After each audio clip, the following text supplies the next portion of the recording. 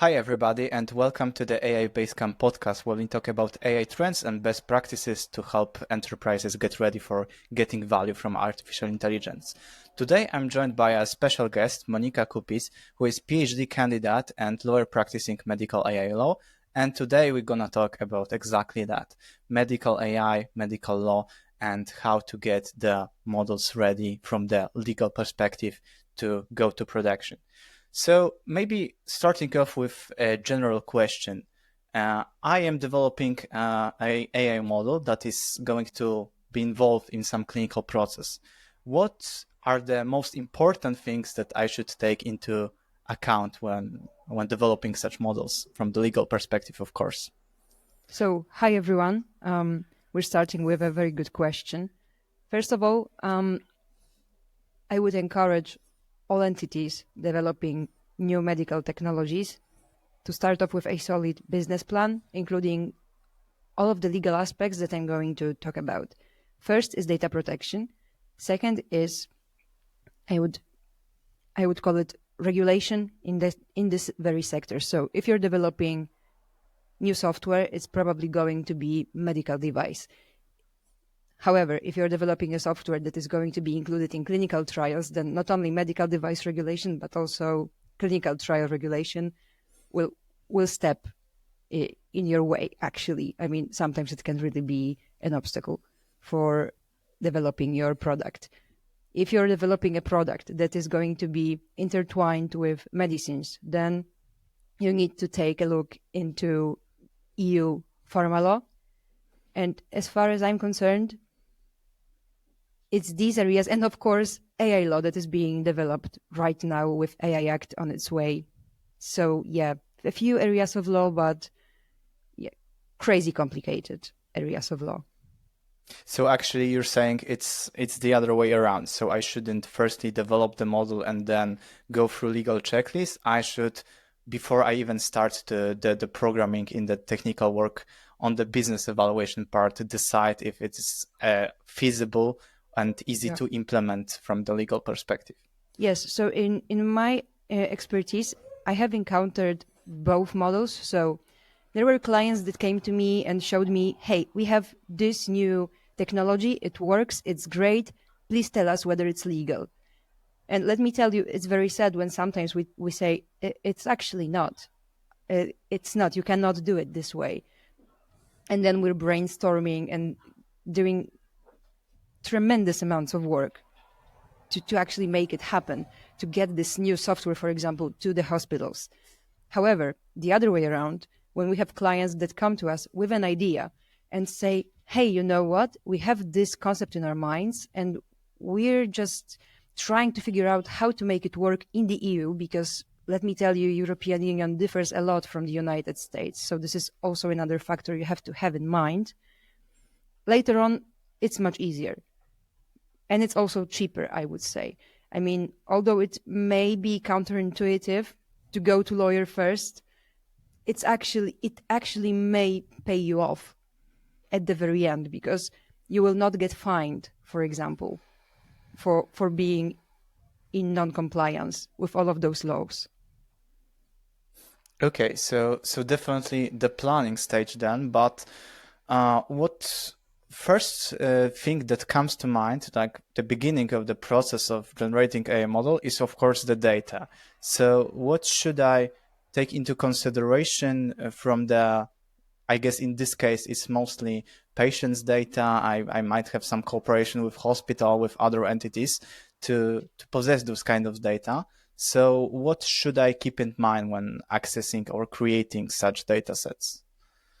First of all, and first and foremost, the most important thing is whether you're going to use personal data or data that's been depersonalized in the meaning of European Union law. What I mean is the difference between two very similar processes that often get mistaken to be one another. And the first is anonymization and the other is pseudonymization of data. So the first one, anonymization, it's actually pretty hard to accomplish from the technical point of view, as far as I'm concerned. I mean, as far as I have heard, because obviously I'm not a technical professional. So only the technical professionals I've worked with assured me that it's quite hard. Anonymization means that the personal data, for example, Monika Kupis, aged 27, those are my personal data within the meaning of the GDPR, right? And if there's an algorithm used to change my personal data into a set of numbers and letters that cannot be traced back to my name and my age, then it is considered to be anonymized. However, if my name and my age are just being, let's say, synonymized, so a pseudonym is given to my data, and I'm no longer Monika Kupis, age 27, but I'm MK, let's say, but it can be traced back to me. So the entity that holds my data can trace me back and say, oh, so MK is Monika Kupis, age this, lives here, and, for example, ID number this, and that, then it's still personal data. Why it's so important? Because medical data, it actually likes to be pseudonymized. And the entities working on this data would really love to obtain real anonymization of data. Why so? Because if the data is properly anonymized, then the GDPR does not apply to this data. I'm sure you can imagine how easy it would be if you could just grab a data set, let's say from a hospital, with great value for developing your software, and not really worry about the GDPR. That's why so many entities really want to achieve anonymization. However, from the legal point of view, as well as technical point of view, it's not that easy to get. Whereas with pseudonymization, because you still can trace the data subject back, the GDPR applies in full. So even though you are not processing my name, surname, age, and etc., you are just processing some kind of pseudonym or like a nickname for data subject, you must be in full compliance with the GDPR. So yeah, this is probably the biggest obstacle with data, getting it anonymized. So this way, kind of getting around the GDPR. I mean, getting around might be a little bit suspicious when someone hears it for the very first time, but don't worry, it's fully legal. I mean, it's not just some tricks and some tips and tricks. It's just a technical change of the data and the ability to trace back to the data subject. This is the very first and the most important thing.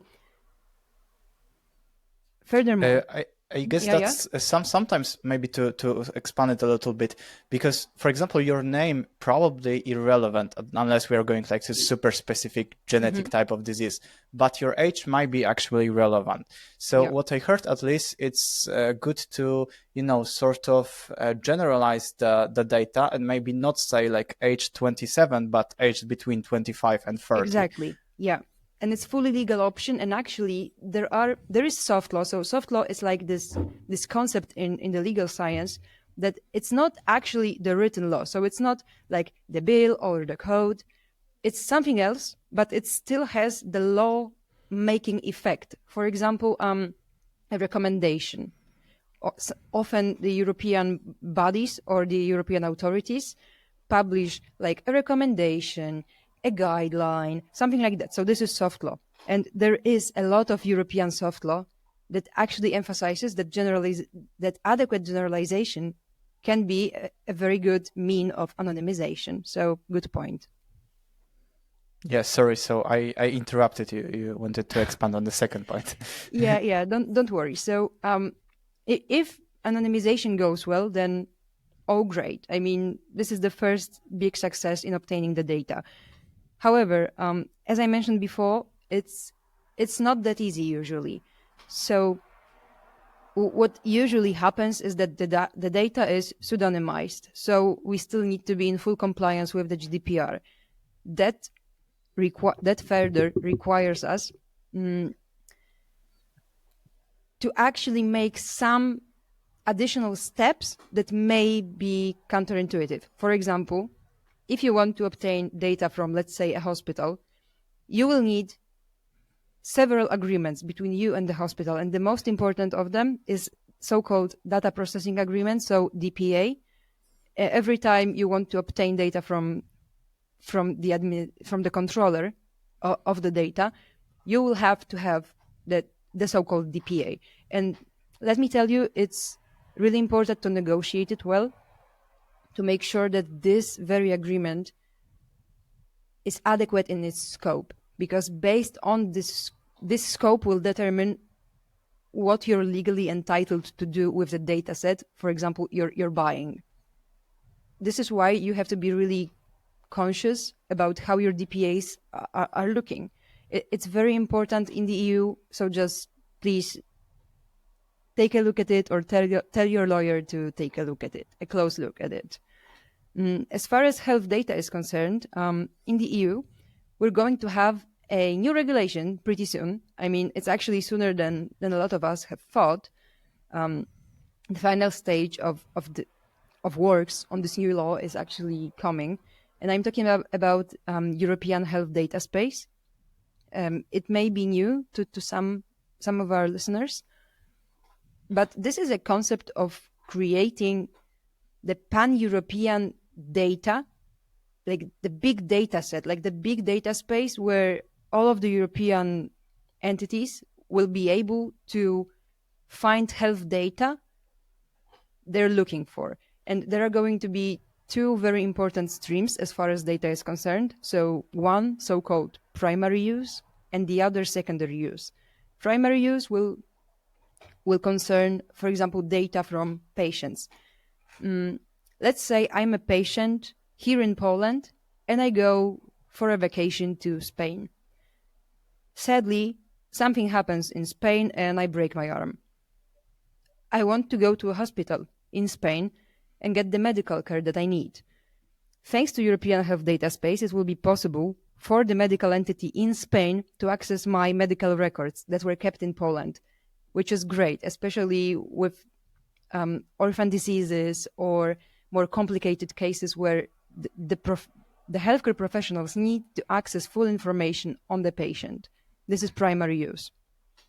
Secondary use, though, is much more interesting to the entities developing software and new healthcare technologies, because secondary use will enable entities, for example, working on R&D, to access data sets of anonymized data. So again, we're coming back to the first concept.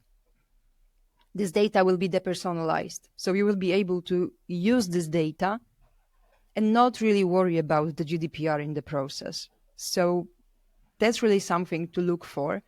If there are people listening that want to start developing new technologies here in Europe regarding law, then European Health Data Space will probably be a game changer as far as that's concerned.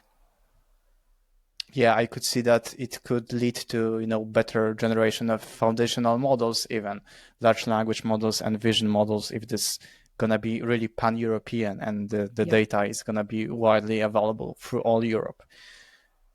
Actually, there is, sorry to interrupt you, but there's a very interesting case of use of health data here in Europe today, and it's called FinData. It actually works in Finland very well, and if anyone is interested in how such a technology would work, then I highly recommend checking out FinData. It's actually really awesome, and it helps their healthcare system pretty amazingly. So yeah.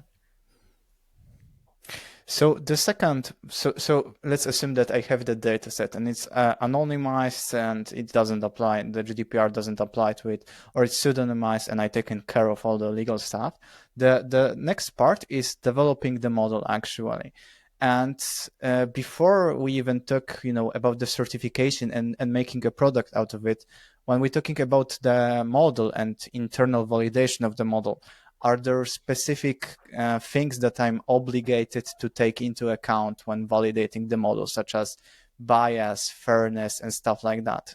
We're not talking about ethics, but just from legal point of view, am I obligated? Okay, so it's another excellent question on your part, and it's excellent given the timeline. We're recording in May 2024, so the EU is right now working. Actually, the wars are coming to an end. They're working on the new regulation, which is called the AI Act. It's a horizontal regulation that's going to be effective in all European Union. And as its name says, it's the regulation regarding the AI use, the general AI use.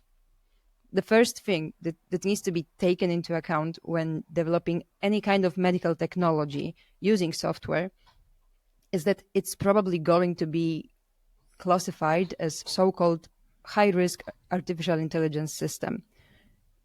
Why? Because the AI Act classifies AI systems that fall into the category of medical device regulation as high-risk AI systems. I mean, most of the systems that fall in the MDR, so medical device regulation. This is another legal issue you need to be thinking about when, for example, validating your data sets. I mean, or, just working on your software, right? This is another regulation that you need to take into account. Sadly, this regulation doesn't really say a lot about what you have to do, except for like the guidelines. For example, you have to make sure that your software is not biased, but they don't really tell you how you should do it. Again, this instrument called soft law, so guidelines and recommendations, sometimes even Q&As at the pages of European authorities, are going to be much more valuable sources of knowledge regarding how to actually do it. Because right now, the EU doesn't really tell you how you're to ensure that your solution isn't biased. You just have to make sure it's not. Where is the burden of proof then? Do I have to prove that my model is biased? If, for example, prosecutor from EU comes into my company and says, your model is biased, I have to prove that it is not biased? Or do they have to prove that my model is biased when they want to prosecute me? Okay, so generally, in Polish law, the burden of proof is on the side that makes the claim. So if a prosecutor in Poland comes to you and says, hey, this software is biased, they have to prove it is.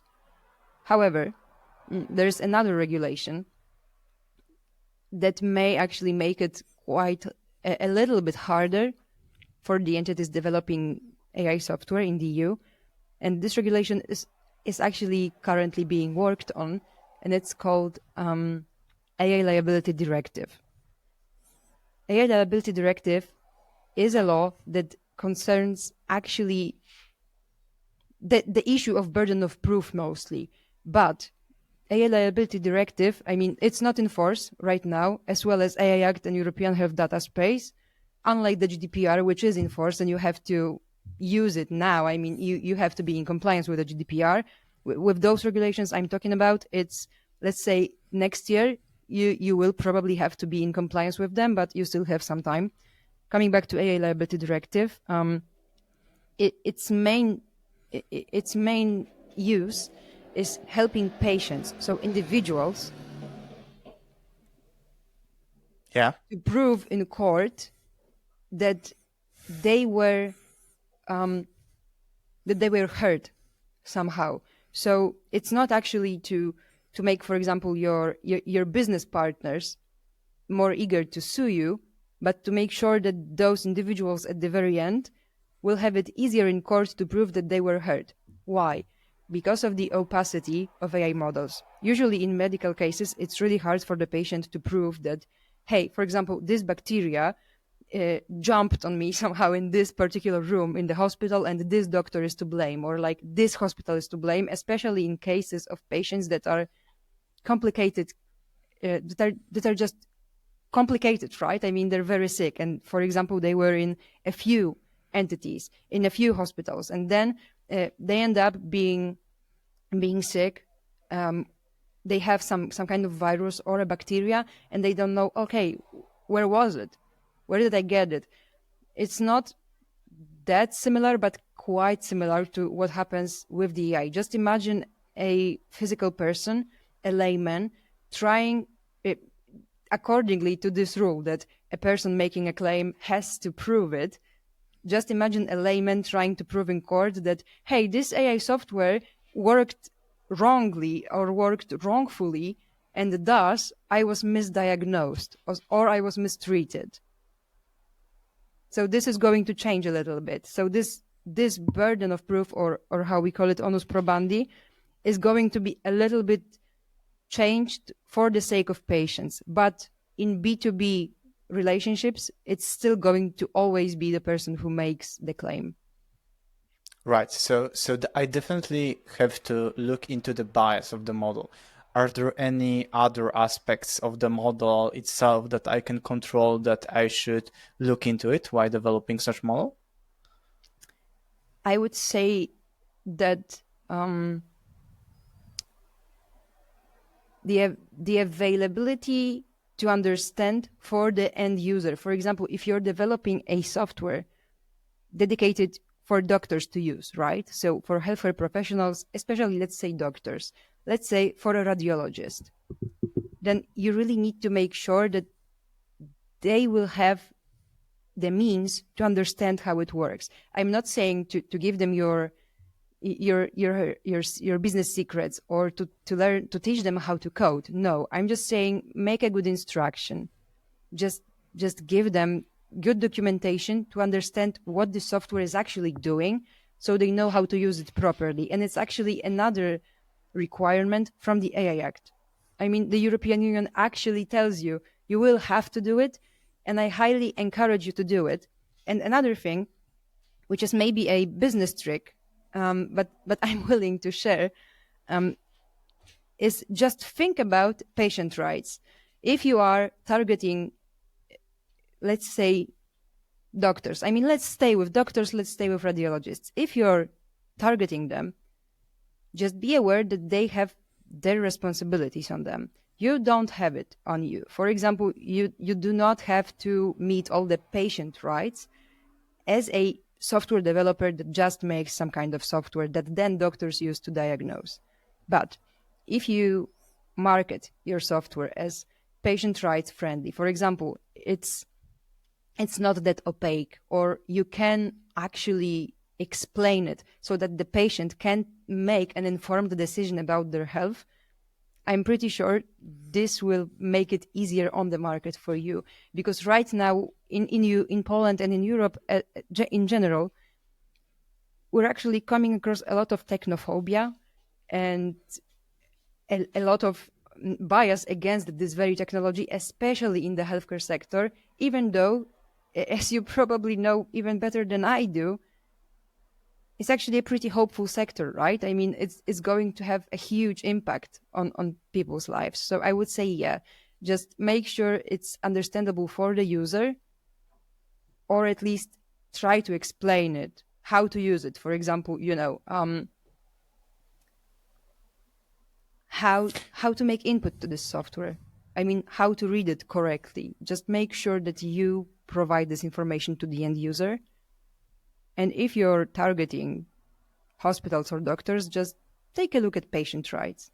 It's not really something that AI Act says, but it will surely put you first on the list of potential contractors that a hospital may work with. Sure. We when developing the models, definitely have to look into those things. And then after we developed the model, we want to make a product out of it, and we want to sell it. So at the beginning of the podcast, and from what I also understand, AI models are essentially treated as medical devices. So what kind of specific like tests have to my product go through before it can be admitted to the market? Some medical devices, and probably most of AI software, as a medical device will have to undergo clinical trials. So this is another legal regime that you will have to take into account when developing your product. Clinical trials are, for those who don't know, those are this is the special procedure of making available on the market a new product, which includes testing on real life humans. So it is kind of an experiment, but in a very controlled environment. So some or most of most of AI software medical devices will have to undergo clinical trials or some kind of other I would say clinical trials. And it's a pretty formalized way. So there is actually there is no way to do it. I mean, there is no easy way to do it. It's all written in law.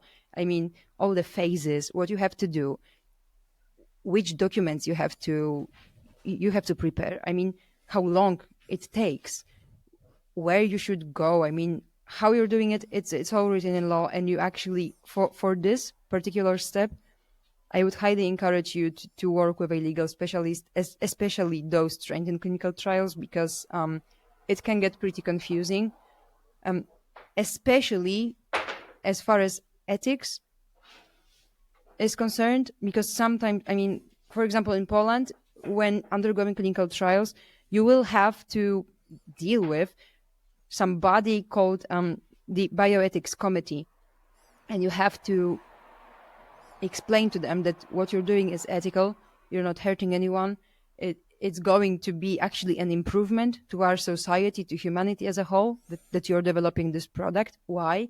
Because legally, let's say if somebody didn't understand what you're doing, you may think,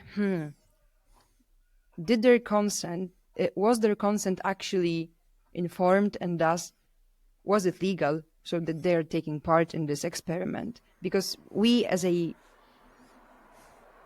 Western European society, I would say, we agreed, hey, let's not experiment on humans against their will, right? So the element of consent is going to be very big in it, and later on, you will actually have to prove your technicalities, how it works, etc., etc.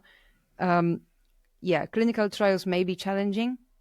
As far as I know, a lot of products try not to undergo clinical trials. For example, changing their features, because there is some difference between medical devices, class 1, 2, 2A, or 3. Sometimes the products are, can I say, underdeveloped because the producers don't want to undergo clinical trials, or sometimes the producers want to escape the regime of medical devices at all. And actually, it is possible, but one must be aware that in order to make a medical software that is not a medical device, you will probably have to make something of more of a administrative role. For example, something that doesn't touch the clinical process, but rather exactly. So for example, you're just working on documentation, right? It is clinical, but it doesn't actually touch the process, just like you said. It's actually very well said. So it's not diagnosing, it's not helping you with the treatment, it's not monitoring you, it's not in any way treating you. I guess one example could be, for example, voice bots on the hospital call center when you want to schedule an appointment, cancel an appointment, order something and stuff like that. Those voice bots generally, at least from what I know, don't have to go past the clinical trials because they're not touching the process. They're just administrative work, essentially. Yeah, they're not medical devices at all. I mean, usually, so I haven't heard of a voice bot, administrative voice bot that was a medical device. So I think it's fair to say they're not medical devices. I guess it also could be marketing advantages if somebody like that went through the clinical trials, because they could say clinically validated medical voice bot, but it'd probably be more of a hassle than actually worth Yeah, it.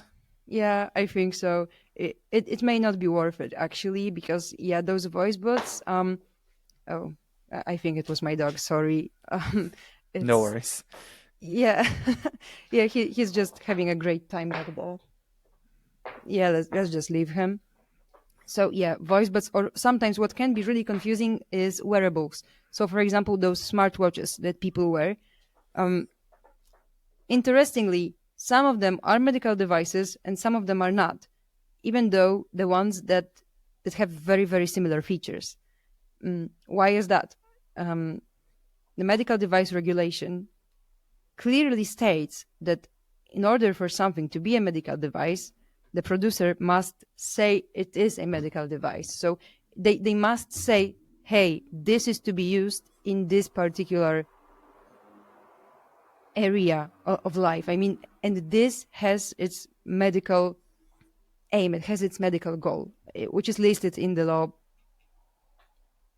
Yeah, Yeah, from what I heard, very few of those watches are actually medical devices. I think yeah. Apple is and Witlinks from former Nokia is, I but know Samsung other, is, yeah, some Samsung Samsungs. maybe. Yeah. But the other ones I think are called as lifestyle devices or something Yeah. like that. Wellness applications. Yeah, Exactly. wellness. Yeah, yeah, Yeah. exactly. Yeah. And this is pretty interesting from the legal point of view because they can collect the very same data about you. And we actually started with the data talk. So can you imagine something that collects the very same data about your life, is or is not medical device, which in one case means it's just a product, right? I mean, you're just a consumer. And with the other, you're still a consumer, but much more of a patient. I mean, there's a whole new regime. There is like, I think it might be interesting that in legal doctrine, it is being pointed out that what what differs those wearables that are medical devices from those that are not is the ability to measure your heart rate or some kind of features related to it, but I'm not really sure which features, but it does have it does have to be something associated with your heartbeat, so maybe that's why. I think ECG maybe because Yeah, heartbeat yeah, is like pretty that's it. simple. Yeah, it's it. So yeah, I read one article that said that this particular factor differs medical devices from non-medical devices, and it should be a standard in the legal doctrine in the EU, but I don't think it's well known right now. Yeah, coming back to clinical trials, I think maybe I can share like one also maybe trade secret is that usually it's good to partner up with hospitals or I guess entities that run many of those trials. And maybe if you're a small startup, apply for a research grant together and have this sort of shared responsibility between you and them because they went through like dozens of those and they know how to do it. And if you want to get the know-how yourself, unless you're like very large company, I think it's not worth it to do it completely yourself because I think just the legal fees will be enormous if you want to start this process completely from scratch by yourself. Yeah, I agree with you 100%. I have not once worked with an entity that did clinical trials themselves. I mean, they always pair up with someone bigger. Yeah, exactly. The clinical trials, and then I guess after my model goes through clinical trials, my app goes through clinical trials, it is implemented. Then comes the part in product life cycle where you have to support the applications. Yeah. So any particular things I should keep in mind there? For example, I know that under GDPR, patients can request information about their data, for example. So you should probably log those, I guess. Yeah. So keeping logs, keeping data is very important, and I would just encourage all of our listeners to just keep it. I mean, to keep it, to track it. The so-called post-market surveillance is very important because actually it's like the big part of what can take your product down. Because once it's on the market, it doesn't mean that it's going to stay there. And in order to just get to know how easily you can not only like be because you won't be deleted from the market, but you will lose trust. And in medical area of business, I mean, in medical business, actually, trust is everything. So I would say the more consumers and patients at the end of the day trust you, the better. So you don't want to be mentioned in the GDPR, the GDPR, the GDPR inspector newsletter. You don't want to be mentioned in the newsletter of the authority that handles medical devices in Poland. So AI Act actually mentions a few requirements for post-market surveillance. So I definitely recommend checking that out with your legal team, because it's going to be different for every entity. You just need to make sure to look at the regulation as far as AI is concerned, medical devices are concerned, clinical trials as well, because the obligations regarding clinical trials don't always end when the clinical trials end. For example, the obligation to keep the data from the clinical trial may also fall on you.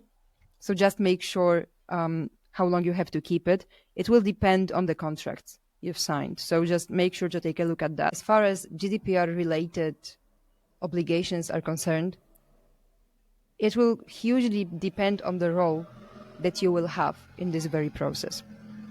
You can be a data controller or you can be a data processor. Making it really, really simple, okay? I'm really simplifying it. When you're a data controller, you are the entity that has the most work to do, but you also have the most control over the data, and you are making the terms for everyone using the data. It comes at a cost. For example, in case of a data breach, it is you who has the obligation to decide whether to report it or not to the adequate authority. And let me tell you, it's not always easy to assess whether to report it or not. If you want to report it every time, it may not be cost effective for you. It may not be that business friendly for you. And also you don't have the obligation to report it every time. Sometimes it usually, it should be your legal team who assesses whether to report it or not. And most importantly, whether to inform the data subjects about a data breach. Not all data breaches must be disclosed to the data subjects.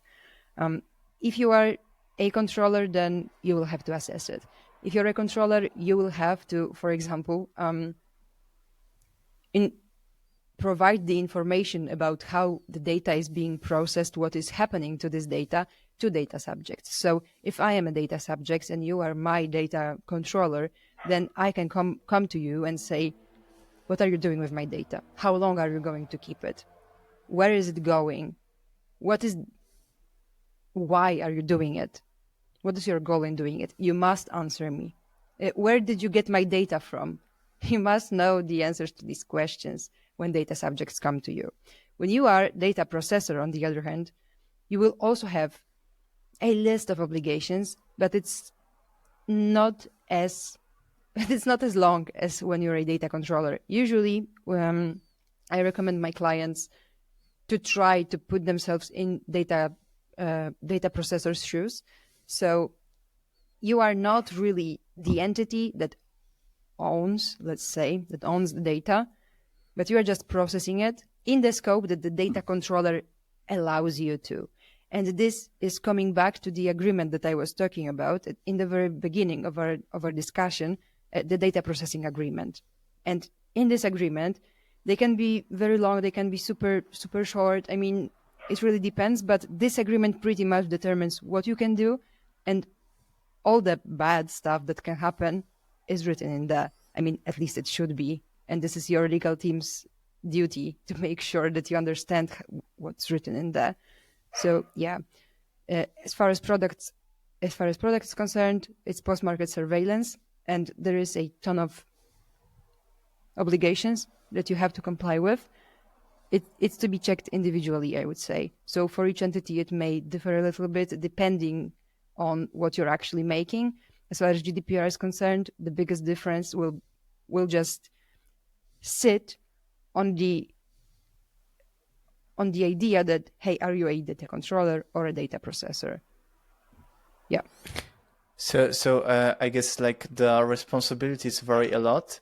And for example, if you are not directly involved in the clinical process, let's go back to the case of the voice bot, for example, then it's like patients, I guess, can't come directly into you because you have a contract with the clinic or with the hospital, but they can go to the hospital, request all of their data, and then you also have to provide them. So even though you're not directly involved in the clinical process, you still need to take this into account, I guess. Yeah, exactly. Even if you're a processor, you still need to take into account a number of obligations you will have. But it's obviously stated in the GDPR as well, but your data processing agreement is going to be your main concern. So maybe to sum it up, like obviously there are a lot of things that you need to consider. Probably shouldn't consider yourself all of them. You should probably hire experienced lawyers such as yourself. But if you could, for example, say one specific or a few specific documents or resources that you can just go through to quickly understand, it would be the AA Act, right? Yeah. And then anything else?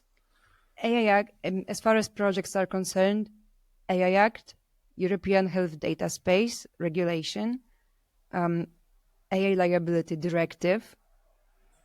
If you are really thorough, new Product Liability Directive as well, Medical Device Regulation. This is actually binding law, so Medical Device Regulation, Clinical Trials Regulation, also GDPR, and obviously, depending on the member state in which you're developing your technology, the state law. So, for example, in Poland, you will have to take a look at laws regarding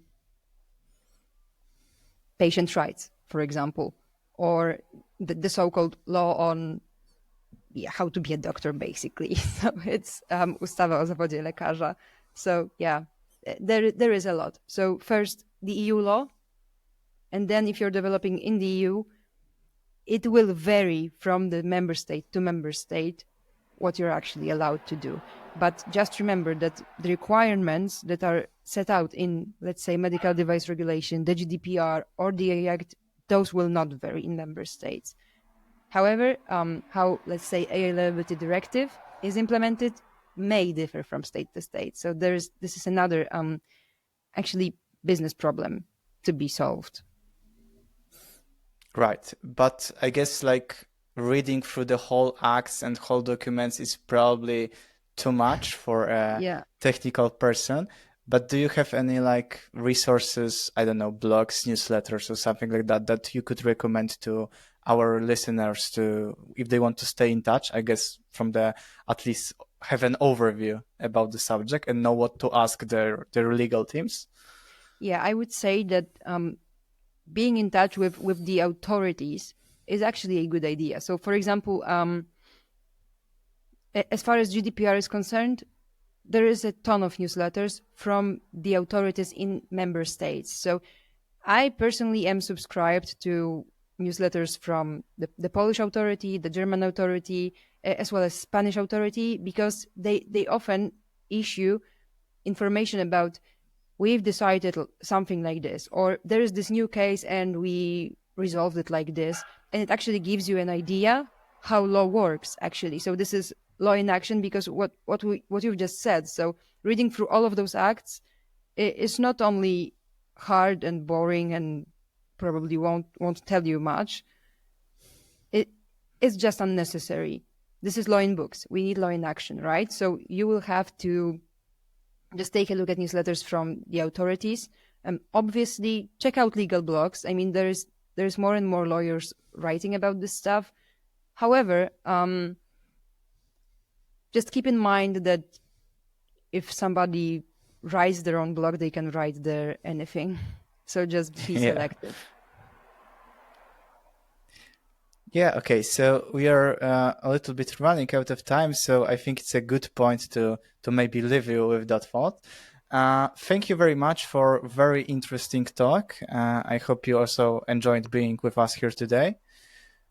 I did. I really did. I'm sorry. I know my dog also enjoyed being in the background today, but yeah. Yeah, no worries.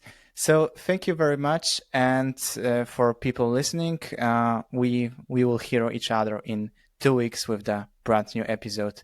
Thank you very much. Thank you. Thank you for listening to AI Basecamp Podcast. If you need help implementing AI solutions, go to K2AI and book a free consultation today.